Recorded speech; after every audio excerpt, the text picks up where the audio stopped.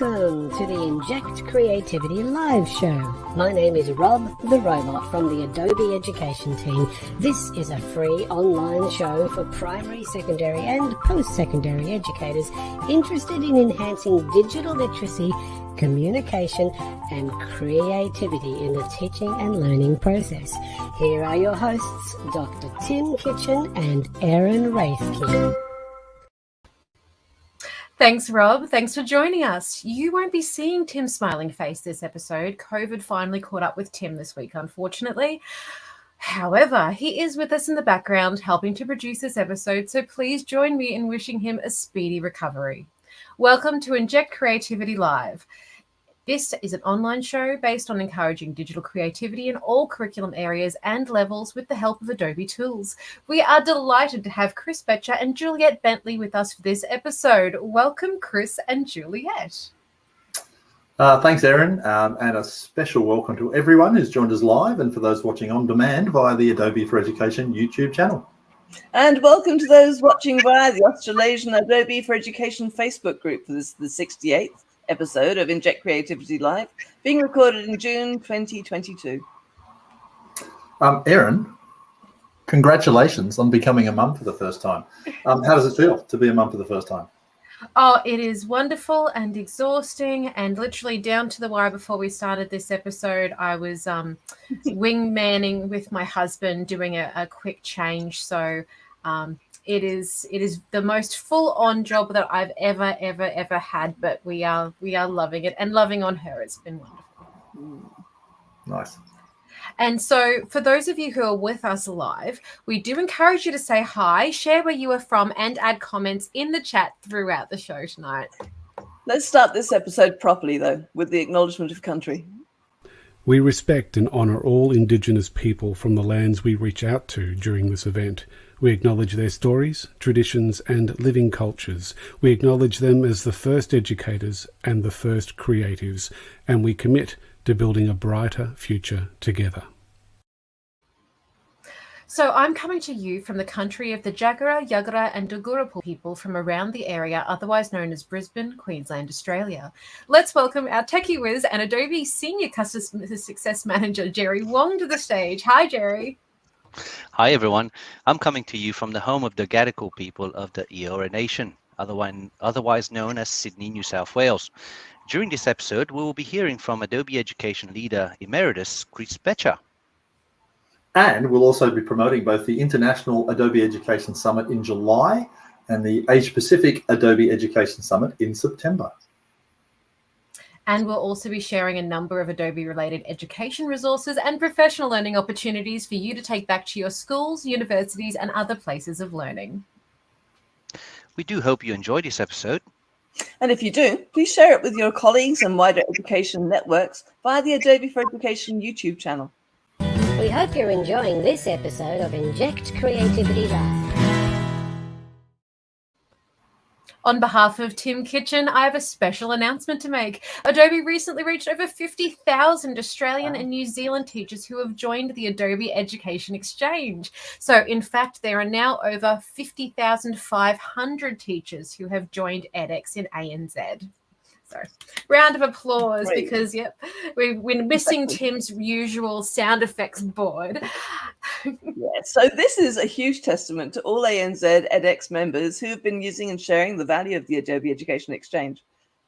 Let's formally introduce our special guest for this episode and welcome back to the stage Adobe Creative Educator Emeritus and key member of the Google Education team, Chris Betcher. Chris, it's great to have you back on the show. Tell us about the work you do with Google. Thanks, Juliet. So I work with Google. I still consider myself primarily a teacher and an educator, but my role at Google is program manager for adoption, which basically means all the cool stuff that Google makes, I try and make sure all our schools get value out of it and know how to use it. We work with our communities and our reference schools and teacher certification programs. Fantastic. And Chris, can you please tell us something interesting about yourself that not many people would know? Well, apart from the other 19 people in the boat, probably not a lot of other people know that I have taken up dragon boat racing over the last 12 months, which is really cool. It's a long, skinny boat and with 20 people paddling and one person steering. And when you're racing, someone else sitting at the front banging a drum to keep you in time. And it's a lot of fun. It's a good workout, and I really enjoy it. Yeah, those look fabulous. I've seen them, and they're so elegant looking. They are, aren't they? Yeah. Chris, tell us about what you'll be sharing with us on the show. I'm just going to give a little short snippet into. Essentially, I want to show you the new Photoshop on the web, which is, I think, a really cool development that Adobe is doing to make Photoshop run in the browser.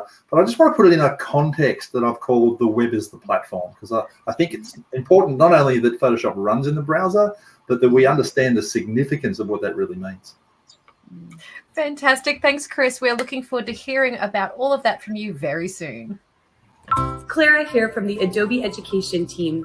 I lead our global education community programs, and I'm excited to see you at the APAC Adobe Education Summit.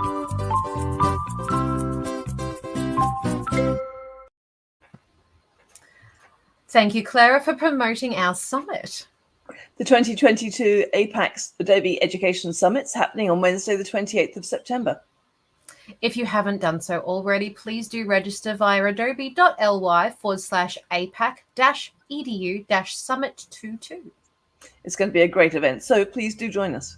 Hi, Ben Forter here, and I'm looking forward to seeing you at the APAC Adobe Education Summit.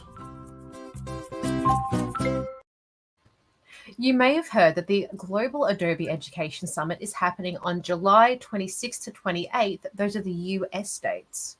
July 26th, which will be July 27th for most of us, is the Digital Media Pre-Conference. July 27, which will be July 28 for most of us, is the main conference day for all educators and IT administrators. Find out more via tinyurl.com/int-summit22. Hi, I'm Tacey Trowbridge, head of Adobe's Thought Leadership and Advocacy. Thanks for watching Inject Creativity Live. And if you're excited about creativity, take a listen to the Creative Educator podcast. Thanks, Tacey. We are looking forward to hearing from you at the APAC Summit. So, Juliet, I believe you have some interesting news to share too.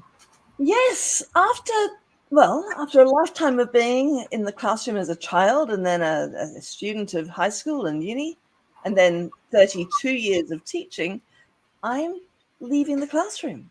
I'm moving into a corporate position where I'm joining Datacom and working on the innovation team there. So still working with educators, still working with innovation and hopefully making a difference. And I'm really excited about it. It's kind of scary, but it's exciting, unusual, scary. And let's face it, not that many people change their career or start a new career at 56. Well, and I think that they are incredibly well. So your new employers are incredibly lucky to have you, and I'm sure you'll be very, very missed in your previous role. But yeah, congratulations! Round of applause for Juliet. Thank you. I'm going to say it's been really hard saying goodbye to my writers, because if anybody's been following my story at all, I've been doing that for 12 years, and it's very precious. So hopefully that will keep going, and we'll be able to inspire other writers around the country and New Zealand, hopefully too. So fingers crossed. Thanks for sharing, Juliet. You're watching Inject Creativity Live. So it is always a pleasure to have Chris Betcher with us on the show. Over to you now, Chris. Oh, thanks, Erin. Thank you very much. I have 10 minutes, so you might need to keep a timer on me, because once I go down a Photoshop rabbit hole, I may never come back. But I just want to give a little talk to you guys today called The Web is the Platform. Let me explain what I mean by this. So here's a couple of important ideas I just want to sort of lay as a sort of a groundwork here. First one is that traditionally, if you think about software, the way software is developed, it's developed to run on a specific operating system, such as Windows or Mac or Linux or so on. And software built for one particular operating system won't run on another one. So you can't just take, say, the Windows version of Photoshop and run it on the Mac. It doesn't work that way. It's got to be run on the platform that it was designed for. So that can be somewhat limiting, I guess. Software designed to run on one operating system can't run on a different operating system. Web-based software, which is, I think, something we've all gotten very used to, is designed to run on the web in a browser. And so because of that, it becomes independent of the computer operating system. And if you think about an example of this, when you go to Facebook, you don't care whether you're using Windows or Mac or whatever it might be. You just go to Facebook because it runs in the browser. If you go to a WordPress blog, it's just running in the browser. If you go to Google Maps, it's just running in the browser. So there's a whole new class of software that's been emerging over the last several years that runs in the browser. It doesn't rely on your operating system. And that's a big shift. It's a major shift in the way software is designed and developed. The catch, I suppose, is it's hard to make sophisticated software that only runs in a browser. Obviously, if you are building a piece of software for a specific operating system, you can do a lot more with that generally. What's been really surprising, though, is just how much we've been able to do inside a browser. And I mentioned before, I work at Google. I'm pretty proud of the fact that we do a lot of really cool stuff that works in just a browser. If you look at Google Maps or Google Docs or all that sort of stuff, it's quite astonishing, really, what we can do these days when you build within the browser. Now, because of that, you've probably heard this phrase emerge: the web is the platform. In other words, it doesn't matter whether you're on Windows or Mac or Linux or whatever it is, because if you're in the browser, the web becomes the platform, and people are now designing for the web. If you start to think about what you do on your computer, there's a lot of people, and it's not everybody, and I'm talking to an Adobe crowd here, you guys probably less than most, but there's a lot of people for whom going to their computer means simply opening their browser and staying in the browser. That's what they do all day. So it is a fairly fundamental shift, this idea of the web as the browser. Now, why does this matter in education? Specifically, why does this matter in education? And one word: Chromebook.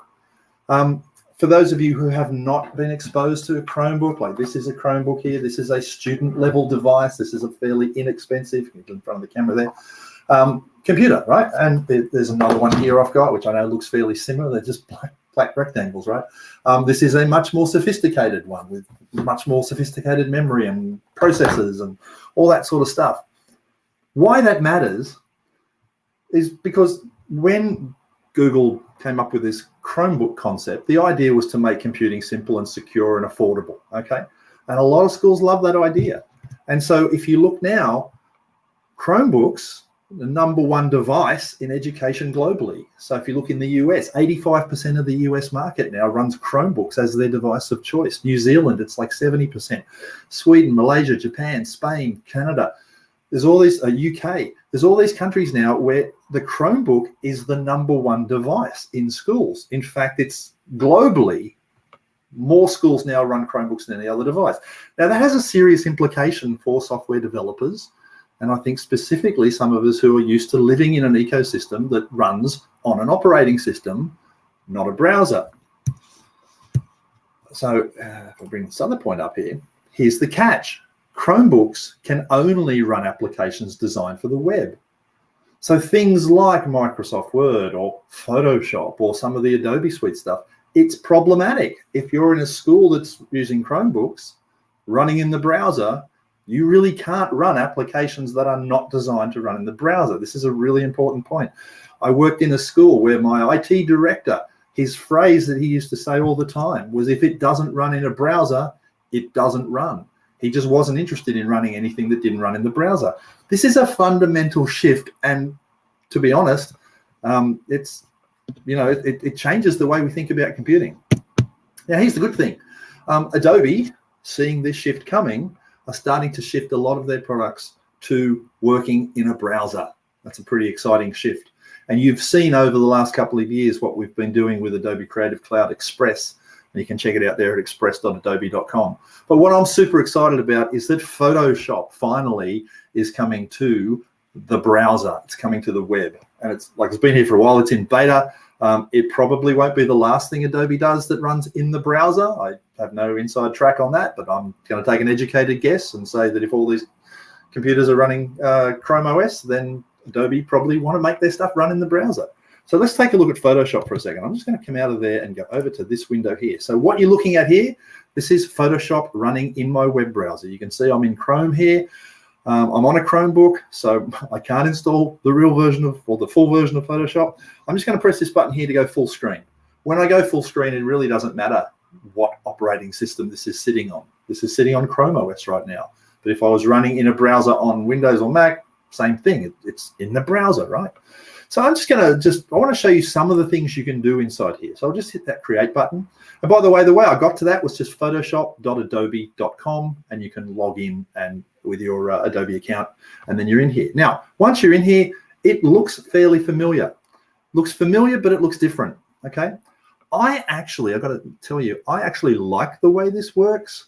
And if I was back in the classroom teaching graphic design, especially to younger students, I would start with this, because I think this actually unpacks some of the concepts of graphic design more simply than the full version of Photoshop does. I find it actually easier to use. Now, you'll hit the wall with this one. There will come a point. This does not do everything that the full version of Photoshop does. Okay, let's not kid ourselves. Not yet, anyway. But it's an amazing starting point. And let's look at a couple of things. So I'm just going to go up here to the to this menu up the top here, and there's what do we got? Let's place. I'm going to place an image in here, and I think I've grabbed a couple of images in here from my computer. I'm just going to go into this folder here. So I've got this nice photo. It's a photo of me. I was in New Zealand. I was doing a bit of hiking in New Zealand. Let's get rid of these error messages, whatever they are there. So there's me there. Now, like, I want to cut me out of this image, so I need to remove the background. Well, in full Photoshop, you can do that. Well, guess what? You can do it here too. If I click on that little button there, my quick selection tool, I've got remove background as an option. And if I click remove background, it's going to have a little think. It's going to think about where it needs to put the mark around that, the marquee around that that image, where it needs to create the mask, and boom, there it goes.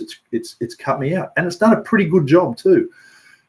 If you look over here in the layers panel over on the side here, you can see that it has actually created a mask. So it's done it correctly. It hasn't just cut me out. It's done it non-destructively, which is always the best way to do this stuff. So let's do another little thing here. Let's go over here and let's place something else again. We'll place, and I'm going to grab an image here. Again, it's on my computer. I've got this lovely picture of the ocean. So let's bring that in. Again, I don't know why I'm getting these strange errors here, but that doesn't matter. Now, that ocean image has come in there on top of, sorry, we'll say, okay, we'll accept that.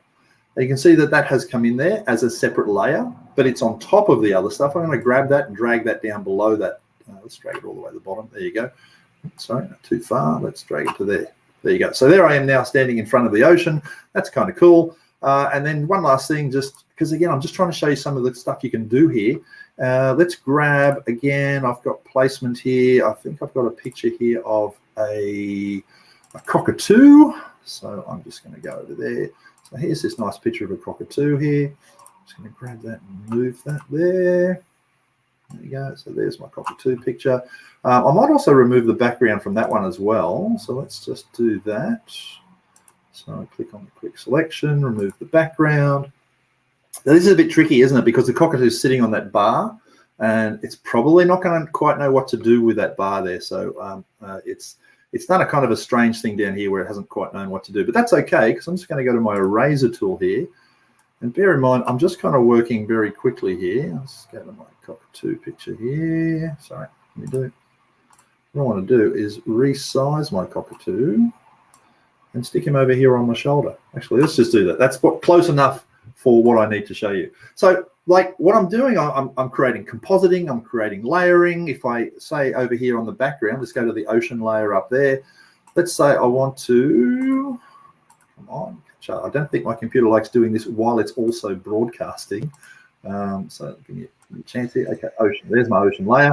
I can go up here and put an adjustment layer on it. So maybe I want to change, say, the hue and saturation of that ocean layer. So now it brings up that. You can see I've got the panel down the bottom here where it gives me some controls over my hue and saturation. I can sort of maybe push that over there and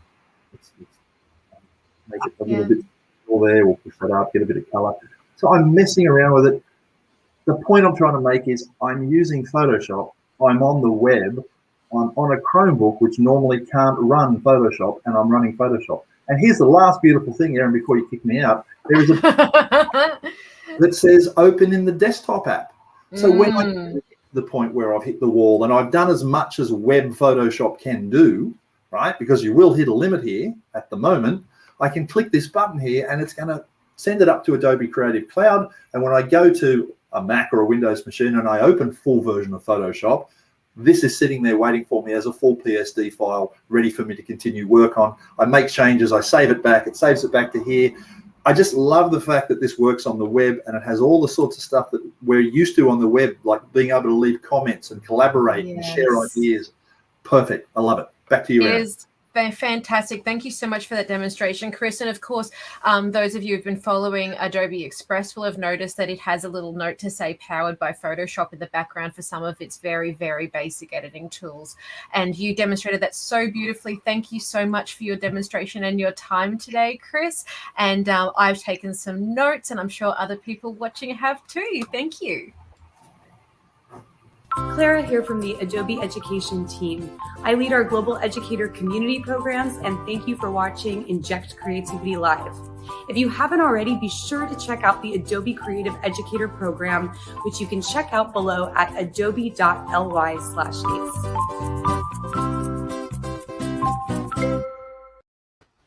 Thanks, Clara. We currently have over 1,650 ANZ teachers who have enrolled in at least level 1 of the Adobe Creative Educator course and over 52,000 globally. If you would like to be guided through level 1, Tim and I regularly run the Be a Creative Educator course. So look up adobe.ly/creative educator for more information and share this site with your colleagues and wider education networks. The next opportunity is next Monday, the 20th of June at 4 p.m. Australian Eastern Standard Time. Of course, if you look up adobe.ly/ACE, capital A, capital C, capital E, you can do the Creativity for All course on the Adobe Education Exchange at any time on demand to get your ACE Level 1 badge. The Creativity for All course is one of the many great on-demand courses on the Adobe Education Exchange. Other popular courses at the moment include Student Presentations with Adobe Express, Infographics with Adobe Express, Certifying Adobe Skills in your classroom, Adobe Analytics for Teaching and Learning, Digital Painting and Drawing in the Classroom, Teach Creativity with Adobe and Khan Academy, and the new Goal Setting with Adobe Express course. Here is Lindsay Blass from the Global Adobe EDU team to explain more.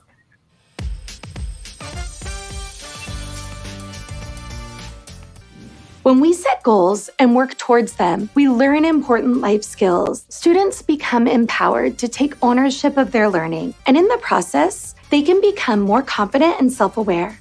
In this course, we'll help students develop a growth mindset by using SMART goals, which are specific, measurable, attainable, relevant, and timely.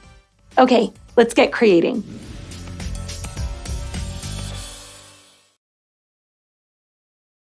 Hello, welcome from Adobe's Global Education team, and thanks for watching Inject Creativity Live. If you're looking for more inspiration, learning, or resources, come join us at the Adobe Education Exchange at edx.adobe.com.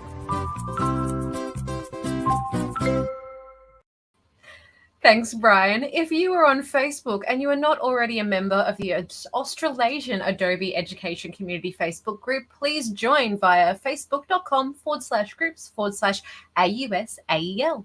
Join us and keep regularly involved with Adobe in education and the wider community.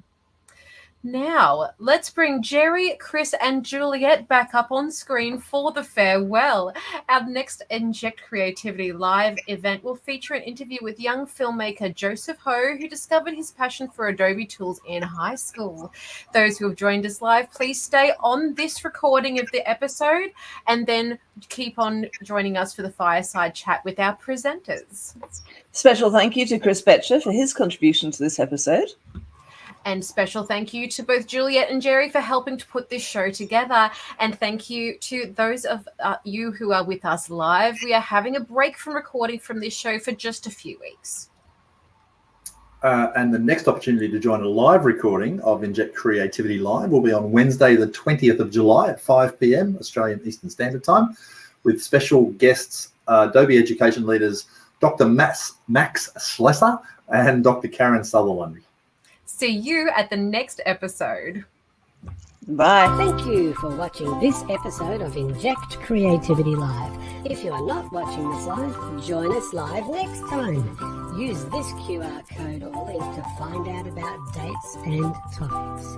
And use this QR code and link to find out about other Adobe in Education professional learning opportunities. On behalf of the Adobe in Education team, keep being creative.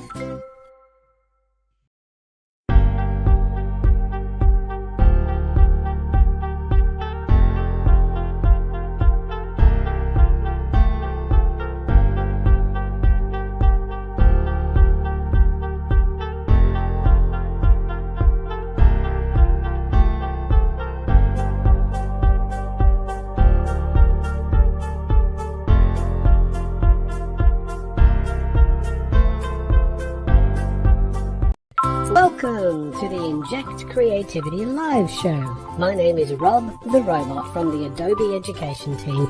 This is a free online show for primary, secondary and post-secondary educators interested in enhancing digital literacy, communication and creativity in the teaching and learning process. Here are your hosts, Dr. Tim Kitchen and Erin Rathke. Thanks, Rob, and thanks for joining us. You won't be seeing Tim's smiling face this episode. COVID finally caught up with Tim this week, unfortunately. However, he is here with us in the background helping to produce this episode. So please join me in wishing him a very speedy recovery.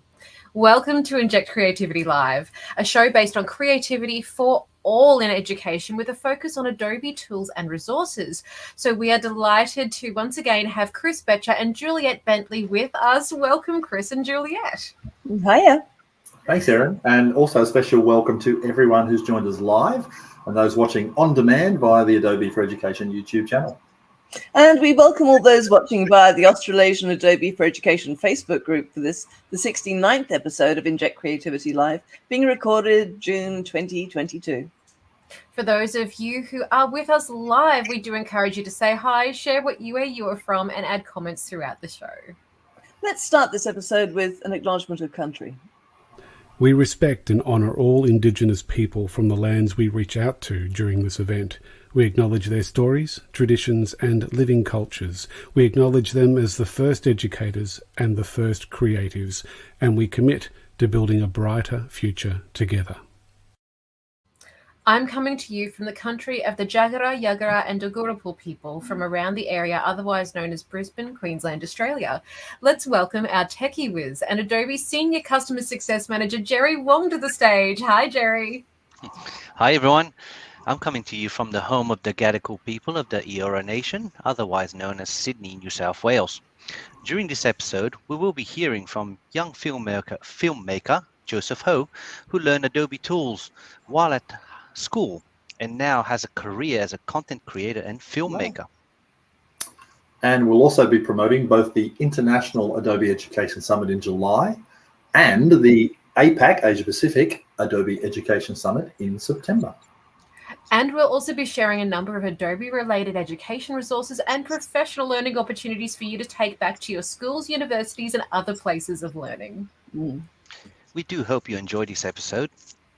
And if you do enjoy this episode, please share it with your colleagues and your wider education networks via the Adobe for Education YouTube channel.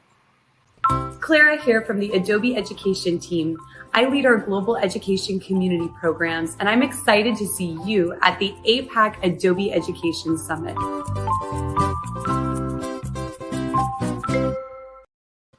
Thank you, Clara, for promoting our summit. The 2022 APAC Adobe Education Summit's happening on Wednesday, the 28th of September.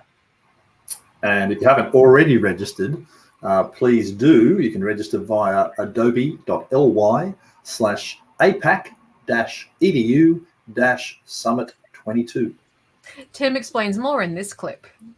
Hi folks, the 2022 APAC Adobe Education Summit is being held on Wednesday, the 28th of September, which is a school holiday period for most of you.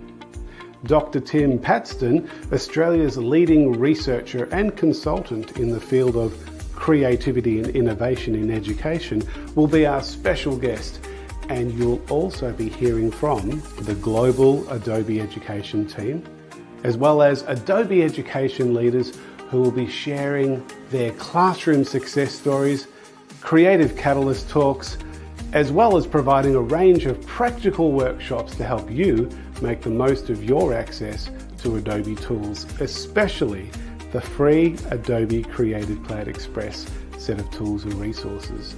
Register via adobe.ly/apac-edu-summit22 or scan this QR code. We are looking forward to sharing with you and your colleagues at the 2022 APAC Adobe Education Summit.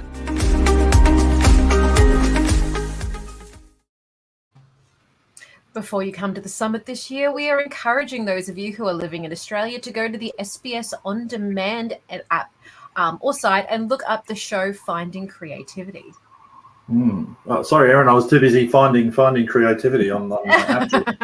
One of the main stars of this amazing documentary is on creativity is our keynote presenter for the summit, Dr. Tim Paxton, who, as Tim mentioned in the clip we just saw, is Australia's leading researcher in the area of creativity and innovation. As educators, it's so important for us to keep learning about the importance of creativity and how we should foster it in our curriculum areas. Finding Creativity is a beautifully produced documentary on creativity and is well worth watching. Hi everyone, my name's Dr. Tim Paxton and I'm really looking forward to seeing you at the APAC Adobe Education Summit.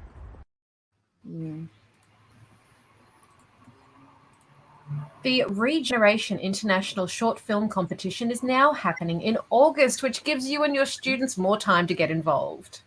Yep, and Tim and Rob put together this clip to share more. Hi folks, I'm Tim from Adobe. And I'm Rob the Robot. Get your cameras, microphones, tripods and Adobe apps ready for the Regeneration International Short Film Competition with Adobe. This competition is part of the 2022 Regeneration Youth Festival, which is focused on building a resilient and empowered future. Tim, what do the students need to do to enter this competition? Good question, Rob. The students need to organise a small group of preferably 3 to 5 and plan, film and edit a short film that goes for between 1 and 2 minutes based on the theme of building resilience and empowerment for creating the world we all wish to live in, with a focus on sustainability and a reference to at least one of the United Nations Sustainability Development Goals. Can it be an animation? Sure can, Rob. What about a mix of real life like me and animation like you? Yes, absolutely. I mean, what do you mean like an animation like me? I mean, you're the animation in our relationship. There are 2 main age categories for this film competition. Years 5 to 9 students, about aged 10 to 14, and years 10 to 12 students, about aged 15 to 18. Winning entries from each section will be showcased at the Regeneration Festival at the Immigration Museum in Melbourne. And so there are 40 schools registered so far and over 1,700 students that are potentially involved in the Regeneration Film Festival. Remember, this competition is open to any student from years 5 to 12 throughout Australia, New Zealand and into Southeast Asia. So register your school. Get involved. Hi, Rebecca Hare here from the ACE course on the Education Exchange. Thank you for watching Inject Creativity Live. If you haven't taken the ACE course yet, definitely go to the Education Exchange and sign up, and I'll see you there.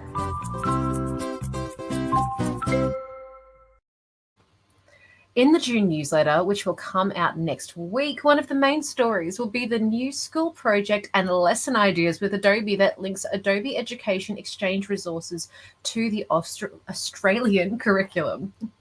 And if you don't already get the monthly Australasian Adobe and Education Update newsletter, join the email list by completing the Adobe and EDU contact form via adobe.ly/contact-edu-APAC. Hi, I'm Tasty Trowbridge, head of Adobe's Thought Leadership and Advocacy. Thanks for watching Inject Creativity Live. And if you're excited about creativity, take a listen to the Creative Educator podcast.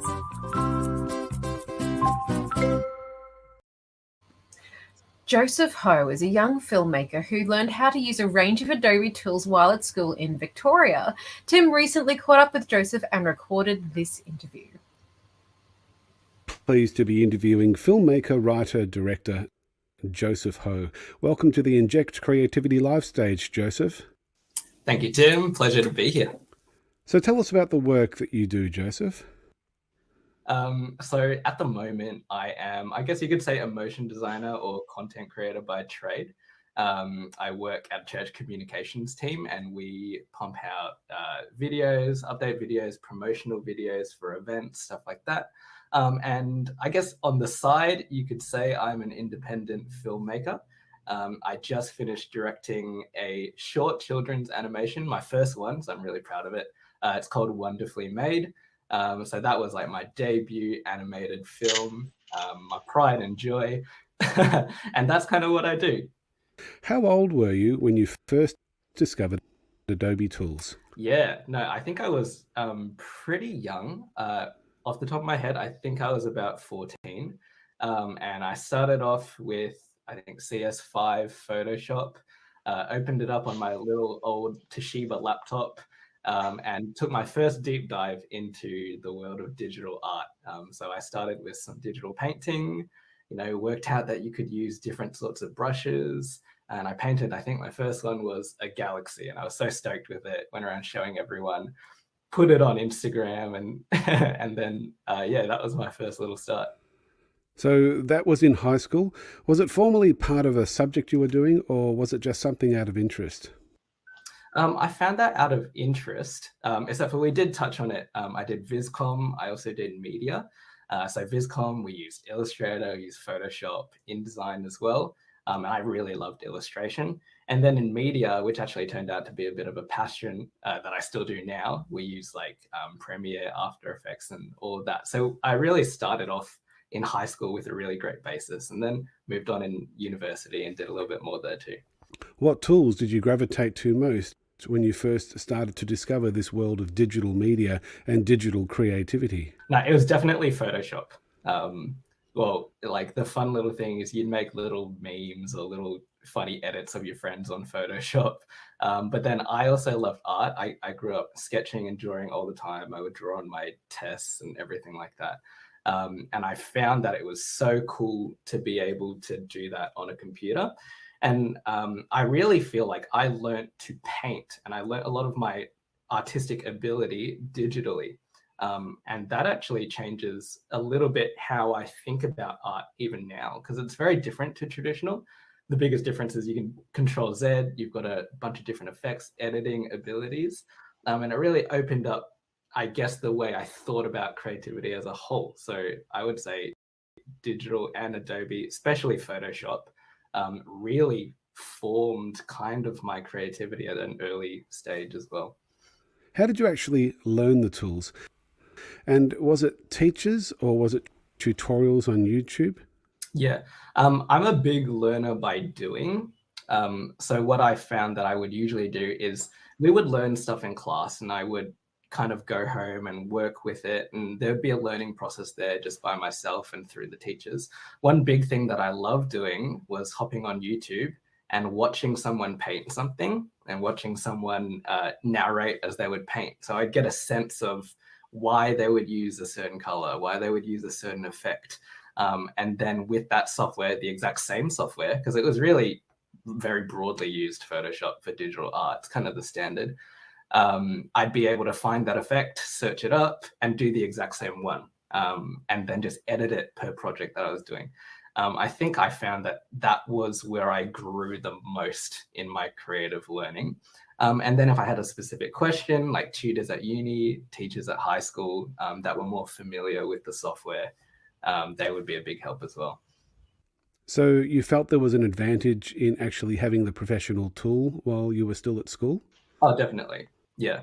I've used different software. So I've used a few other programs that are similar to Photoshop, and they're good. Like, I wouldn't say don't use them, but it's just, it helps a lot, especially when you're learning, when the person teaching you is using the exact same thing. So I don't have to filter or translate something into my program. I can just use Photoshop. They're using Photoshop. The effect is named the same thing.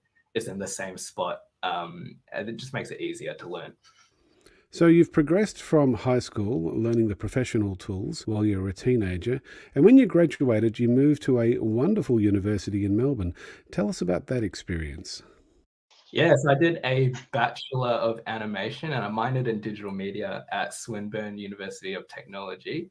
That was awesome because we got to use Adobe, so it transferred from high school straight to uni, and they taught us a lot more in depth. And that's where I learnt, I would say maybe I guess a more advanced tool in After Effects, which I used heaps for the film actually. But that was really good because with like dynamic link and everything like that, it all worked together. So I could import a Photoshop document straight into After Effects, and we could learn all of that, and every program was linked together. So even in different classes where I'm learning different skills, design and animation or film, we're kind of using the same thing. So that was really helpful. And then something very special happened at Swinburne University. Tell us what happened that was a benefit to you and also the other students. Yeah, so what happened, it was a little bit later when I was in uni, but it was just in time for my final year project. I think every student got CC for free through our student email. And I remember me and my friends, when we got the email, we're messaging each other saying, oh, hallelujah. We get it for free, you can use everything, and not have the stress as a student of figuring out what program I'm going to invest into with my $0 in my bank account as a student. So it was wonderful to be able to bring Swinburne into the Adobe Creative Campus group of universities around the world.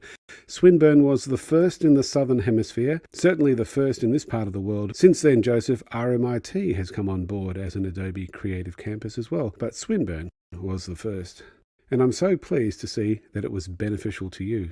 It was kind of essential, to be honest, because I know a lot of my friends, either, maybe they're struggling or they're on exchange or something like that, or, international, whatever it is.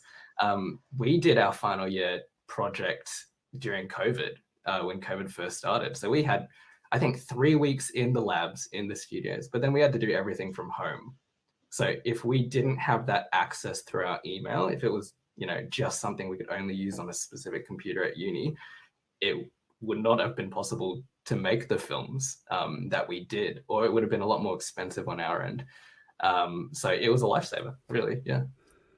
So give us some advice for teachers, because obviously we're talking to teachers at the moment.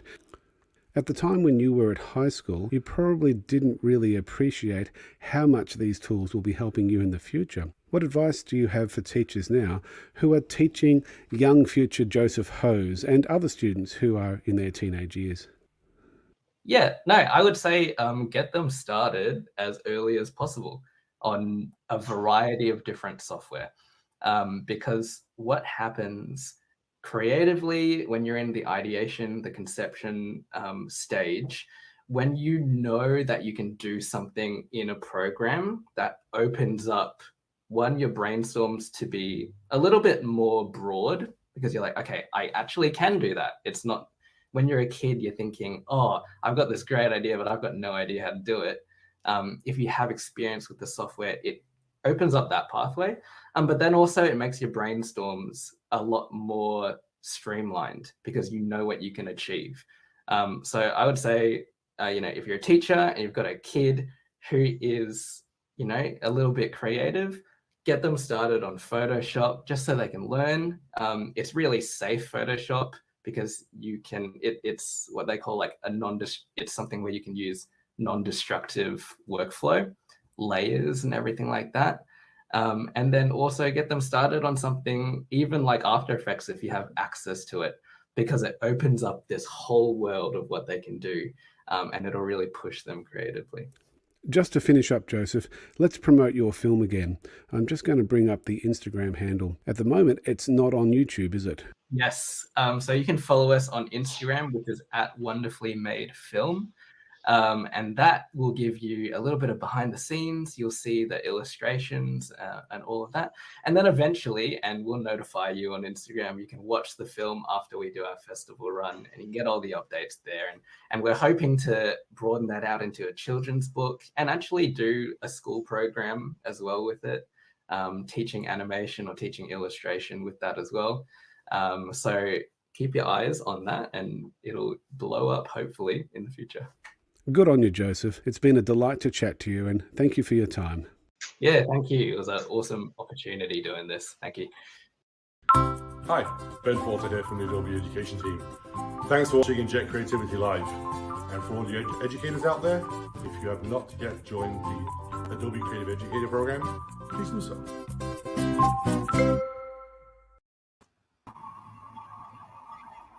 1,650 Australian and New Zealand teachers who have enrolled in at least level 1 of the Adobe Creative Educator course and over 52,000 globally.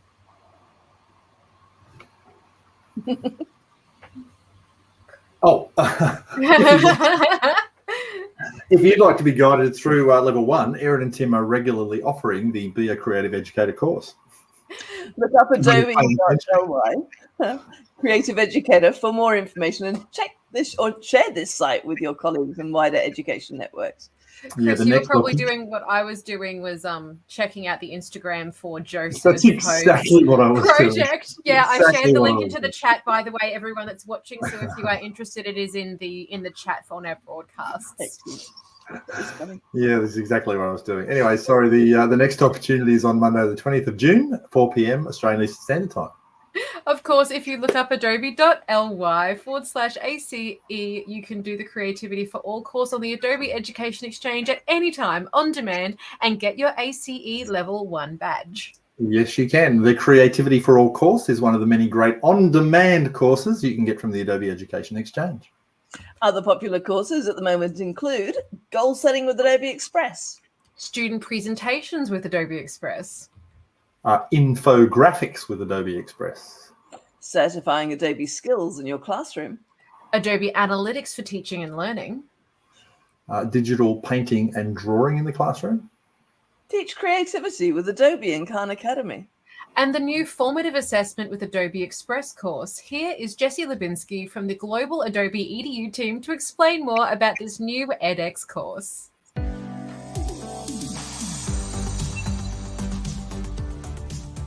Ever been teaching for a bit and realized that you aren't quite sure if all of your students are following your lesson?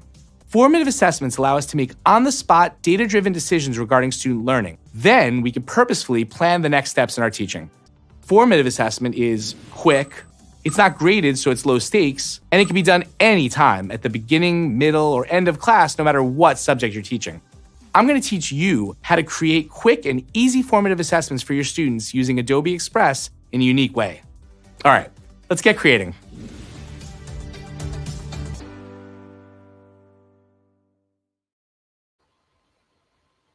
If you are on Facebook and you are not already a member of the Australasian Adobe Education Community Facebook group, please join via facebook.com/groups/AUSAEL. Join us and keep regularly involved with Adobe in education and the wider community. So let's bring Jerry, Chris, and Juliet back up on the screen for the farewell. Yep, our next Creativity Live event will feature Adobe Education leader Dr. Max Schlesser, and he'll be joining us for episode 70. And Adobe Educator leader Dr. Karen Sutherland will be joining us for episode 71. And we will be recording both of those episodes on July 20 at 5 p.m. Australian Eastern Standard Time via the Adobe for Education YouTube channel. And for those watching live at the moment, get ready to move over to the fireside chat room at adobe.ly/edu-meet-APAC. A special thank you to Chris, Juliet, and Jerry for helping to put this show together. And of course, our best wishes for Tim to make a speedy recovery from COVID, who has been a guiding hand in the background of our live episodes tonight. Here is Rob the Robot to sign off for this episode. Take care, everyone, and join us in saying hi and wishing Tim well. Take care. Get well, Tim. Hi, everyone. Take care, Tim. Bye. Thank you for watching this episode of Inject Creativity Live. For those who are watching live, join us now via adobe.ly/edu-meet-APAC for an informal, non-recorded fireside chat. to meet and interact with our presenters and other audience members. During this informal chat, you will be able to complete the feedback form and apply for a professional development certificate. If you are not watching this live, join us live next time. Use this QR code or link to find out about dates and topics. And use this QR code and link to find out about other Adobe in Education professional learning opportunities. On behalf of the Adobe in Education team, keep being creative.